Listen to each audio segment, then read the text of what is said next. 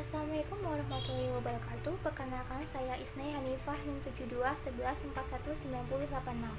Pada kesempatan kali ini saya akan mengulas bab 1 Sistem Informasi Manajemen, yaitu pengantar sistem informasi. Yang pertama, sejarah sistem informasi.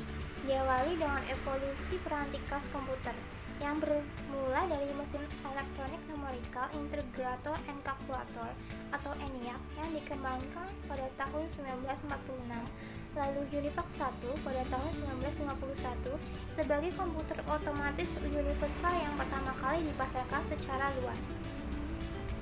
Komputer terdahulu disebut mainframe, yaitu memfokuskan pada satu tugas tunggal yang diminta oleh seorang pengguna. Pada tahun 1960-an, IBM memperkenalkan sistem 360 sebagai komputer multitasking pertama. Selanjutnya, komputer berukuran lebih kecil berkembang. Sistem skala kecil pertama disebut komputer mini dan diikuti komputer yang lebih kecil lagi yang disebut komputer mikro. Dan pada tahun 1982, IBM memperkenalkan personal komputer atau PC. Setelah PC muncul, kecepatan prosesor mengalami peningkatan. Istilah hukum Moore oleh Gordon Moore menyatakan kecepatan penyimpanan sirkuit terintegrasi dari sebuah chip silikon akan meningkat dua kali lipat setiap tahunnya. Selanjutnya, pengantar arsitektur komputer. Inti dari komputer adalah prosesornya. Prosesor dikendalikan oleh sistem operasi seperti Windows XP. Unit pemrosesan sentral atau CPU mengendalikan seluruh komponen lain. Memori akses acak atau RAM bertindak sebagai tempat kerja sementara CPU. Motherboard menjadi tempat terhubungnya semua sarana. Alat penyimpanan meliputi ROM, USB flash drive, dan hard disk. Komputer juga digunakan bersama dengan keyboard, monitor, mouse, dan printer. Pengantar arsitektur komunikasi. Untuk memodulasi sinyal digital dari sebuah komputer, diperlukan modem, dan seiringnya waktu komputer dapat berkomunikasi melalui jaringan nirkabel dan memunculkan jenis-jenis modem baru. Fase selanjutnya, revolusi di bidang aplikasi komputer. Sistem informasi adalah suatu sistem virtual yang memungkinkan manajemen mengendalikan operasi sistem fisik perusahaan. Sistem fisik perusahaan terdiri atas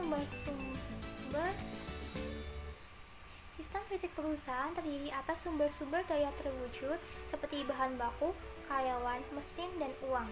Sedangkan sistem virtual terdiri atas sumber daya informasi yang digunakan untuk mewakili sistem fisik. Sistem fisik perusahaan merupakan suatu sistem terbuka yang berinteraksi dengan lingkungannya melalui sumber daya fisik.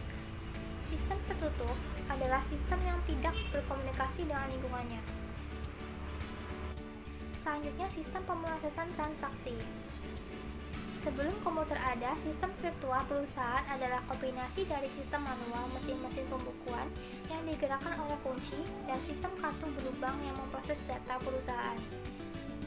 Sistem pemrosesan transaksi adalah sistem yang berbagi ikatan yang sama di mana mereka memproses data yang mencerminkan aktivitas perusahaan. Selanjutnya, sistem informasi manajemen. Sistem informasi manajemen adalah suatu sistem berbasis komputer yang membuat informasi tersedia bagi para pengguna yang memiliki kebutuhan serupa. Informasi menjelaskan tentang masa lalu, apa yang sedang terjadi, dan kemungkinan yang akan terjadi pada suatu perusahaan. Untuk menghasilkan informasi ini digunakan dua jenis peranti lunak, yaitu peranti lunak pembuat laporan dan model matematika.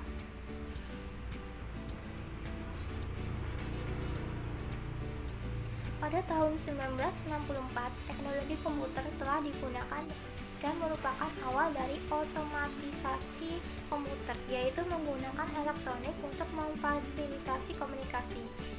Sistem-sistem ini awalnya sederhana dan administratif, dan sekarang disebut sebagai sistem produktivitas pribadi. Kemampuan otomatisasi kantor melahirkan konsep kantor virtual, yaitu melakukan aktivitas kantor tanpa tergantung pada satu lokasi fisik tertentu. Selanjutnya, sistem pendukung pengambilan keputusan. Sistem ini dicetuskan oleh J. Anthony Gori dan Michael S. Scott Morton. Sistem pendukung pengambilan keputusan adalah suatu sistem yang membantu seorang manajer atau kelompok kecil manajer memecahkan suatu masalah. Dengan ditambahkannya grup web memungkinkan DSS bertindak sebagai sistem pendukung pengambilan keputusan kelompok. Tambahan terakhir DSS meliputi kecerdasan buatan dan pemrosesan analitika secara online. Sistem Perencanaan Sumber Daya Perusahaan atau ERP adalah sistem berbasis komputer yang memungkinkan manajemen seluruh sumber daya perusahaan dalam basis keseluruhan organisasi. Sistem ini merupakan integritas dari sistem pemrosesan transaksi, SIM, dan DSS. Pengguna sistem informasi meliputi karyawan administrasi di bidang akuntansi, manajer, non-manajer, dan staf profesional. Tingkat manajemen. 1. Tingkat perencanaan strategis. Keputusan mereka akan memiliki dampak pada keseluruhan organisasi selama bertahun-tahun kemudian. Contoh manajer pada tingkat ini adalah presiden dan wakil presiden. 2. Tingkat kendali manajemen. Memiliki tanggung jawab untuk menjalankan rencana dan tercapai tujuan. Tingkat ini meliputi manajer tingkat menengah seperti manajer regional, direktur produk, dan kepala divisi. Ketiga, tingkat kendali operasi di mana operasi perusahaan benar-benar terjadi. Tingkat ini meliputi kepala departemen, penyelia, pimpinan proyek.